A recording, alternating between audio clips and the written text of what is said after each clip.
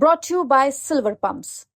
Top quality और consistent performance के लिए सिर्फ सिल्वर पंप नाम याद रखना। प्रधानमंत्री ने कहा कि थाली बजाइए कोरोना भाग जाएगा, तो लोगों ने कहा कि थाली बजा करके देखते हैं, अगर थाली बजाने से कोरोना भाग सकता है तो बेरोजगारी भी बहुत बड़ा महामारी है, कहीं वो भाग जाए। पलायन और नौकरी की, इसके साथ साथ यहाँ आकर के बहुत सारे स्थानीय मुद्दों का पता चला है। जो पेंडिंग भर्ती है, सबसे पहले तो आप वो लागू कीजिए। उसके साथ साथ जो है आपको रोजगार की, नौकरी की यहाँ व्यवस्था करनी पड़ेगी। की यात्रा का आज 9वां दिन है। कन्हैया कुमार फिर से सड़कों पर हैं, लगातार चल रहे हैं। अपनी यात्रा के दौरान कन्हैया आज दरभंगा में है। कन्हैया जी, आज 9वां दिन है, दरभंगा में चल रहे हैं, क्या कहेंगे? मिथिला की पावन भूमि पे हम लोग चल रहे हैं। ये धरती महान कवियों, क्रांतिकारियों, साहित्यकारों, सामाजिक कार्यकर्ताओं और यहाँ से कई महान विभूति का जो है जन्म हुआ है। दरभंगा में जब हम लोग चल रहे हैं तो यात्रा का जो मूल उद्देश्य है कि हम इस यात्रा के माध्यम से बिहार के जो आम लोग हैं, उनकी जो आम समस्याएं हैं, उससे जुड़ने की कोशिश कर रहे हैं, क्योंकि ये यात्रा ही बिहार के नौजवानों और विद्यार्थियों की यात्रा है। तो जब हम दरभंगा आए हैं तो सबसे पहले जो पेंडिंग भर्ती वाले नौजवान हैं वो आज झुनझुना बजा रहे थे, कल जो है वो थाली बजा रहे थे। थाली क्यों बजा रहे थे?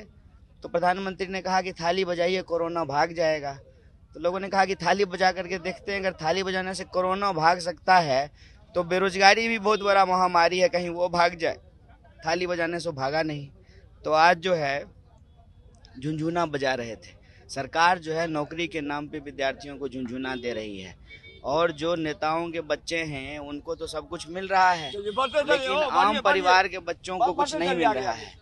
तो उनको ये झुनझुना बजा करके बता रहे हैं कि आप हमको बेरोजगार रखिएगा तो लोकतंत्र में जनता ही नेता को रोजगार देती है, जनता आपको ही बेरोजगार करेगी। और ये जो मुख्य हमारी मांग है पलायन और नौकरी की, इसके साथ साथ यहाँ आकर के बहुत सारे स्थानीय मुद्दों का पता चला है। जैसे 2008 से जो है लाइब्रेरियन की भर्ती नहीं हुई है, वो लोग ग्राउंड जो है वहाँ पे जो तैयारी करते हैं विद्यार्थी, उनको बहुत दिक्कत होती है। आए दिन वहाँ पे प्रोग्राम होने की वजह से ग्राउंड ठीक नहीं होता है। जो यहाँ पे खेल कोटा है उसको समाप्त कर दिया गया है।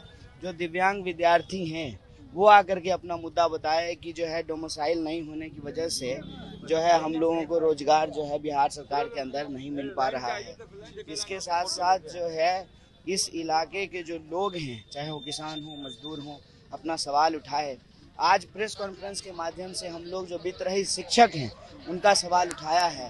तो ये यात्रा का जो मूल उद्देश्य है कि यात्रा संघर्ष का मंच बने, और जो प्रभावित लोग हैं वो इस यात्रा से जुड़ करके अपनी बात उठाएं, वो लोग अपनी बात। पानी को लेकर के आज आपने प्रेस कॉन्फ्रेंस में मुद्दा उठाया था और बोला कि चुनाव जब आएगा उस वक्त भी हम इसको लेकर खूब बोलेंगे। पानी को लेकर के आपने, बिहार का पानी नहीं, वो एक पत्रकार साहब ने पूछा कि बिहार में कोई रेवेन्यू नहीं है। हमने कहा कि बिहार में रेवेन्यू इसलिए नहीं है क्योंकि बिहार के संसाधन का सही तरीके से इस्तेमाल नहीं होता है, इसके लिए नीति और नियत होना चाहिए। हमने कहा है कि बिहार में अगर कोई संभावना ही नहीं है तो ये जो है बड़ा बड़ा हाईवे क्यों बन रहा है। तो उसका जवाब देने के क्रम में हमने ये सवाल उठाया कि बिहार में मानव संसाधन सबसे बड़ा जो है हमारी शक्ति है।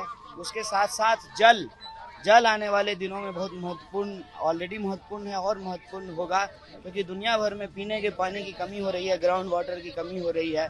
ऐसे में बिहार के पास जो एक जो है खनिज संपदा की तरह जो है इसका इस्तेमाल होने की संभावना है।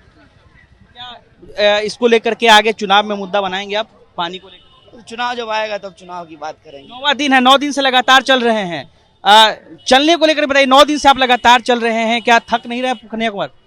नहीं, देखिए ये हमारी कोई पहली यात्रा नहीं है। हम जो है भारत जोड़ो यात्रा, भारत जोड़ो न्याय यात्रा, ये पलायन दो नौकरी यात्रा, उससे पहले बिहार में भी जो है हम एक यात्रा किए थे, जनगण मन यात्रा। तो यात्राएं करते रहते हैं। एक सवाल आप पर उठता है कि कन्हैया कुमार नौकरी के लिए बात कर रहे हैं, पलायन के लिए बात कर रहे हैं, लेकिन क्या कन्हैया कुमार के पास अपना कुछ विजन है कांग्रेस को लेकर के? क्योंकि पहले भी महागठबंधन की सरकार बिहार में रही है, तो क्या इसको लेकर के कोई विजन है पलायन रोकने को लेकर के? बिल्कुल, हर दिन हम लोग बात कर रहे हैं, बता रहे हैं कि हमारे पास क्या विजन है। जो पेंडिंग भर्ती है, सबसे पहले तो आप वो लागू कीजिए। उसके साथ साथ जो है आपको रोजगार की, नौकरी की यहाँ व्यवस्था करनी पड़ेगी। जैसे यहाँ का विद्यार्थी बाहर जा कर के इंजीनियरिंग करता है तो इंजीनियरिंग करने के लिए जो है पैसा खर्च करता है। तो आप इंजीनियरिंग कॉलेज खोलेंगे, मेडिकल कॉलेज खोलेंगे, तो यहाँ के लोग जो है यहीं पे रह करके पढ़ पाएंगे।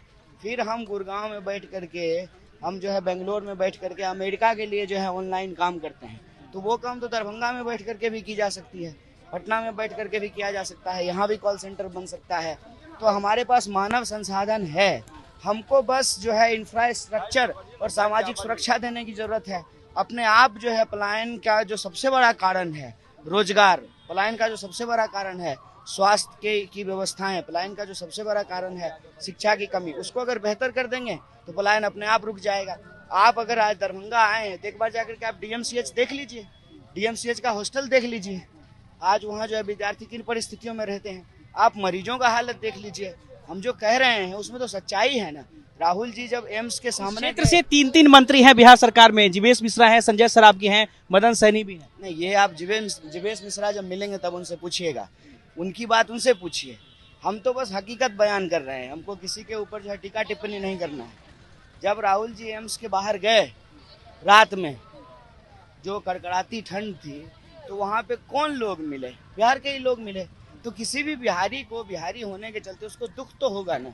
जब उसको उसकी पहचान के चलते अपमानित किया जाता है, उसका दुख तो होगा ना उसको। इसमें तो हकीकत है, और ये हकीकत सबको मालूम है, हर पार्टी को मालूम है, हर विचारधारा के मानने वाले लोग हैं, हर जाति हर धर्म के लोगों को ये मालूम है। चलिए, तो देखिए कन्हैया कुमार हमारे साथ थे और चूंकि यात्रा का 9वां दिन है, उनसे बातचीत कर रहे थे। क्या कुछ उन्होंने कहा आपने सुना है। अनिकेत कुमार, बिहार तक, पटना।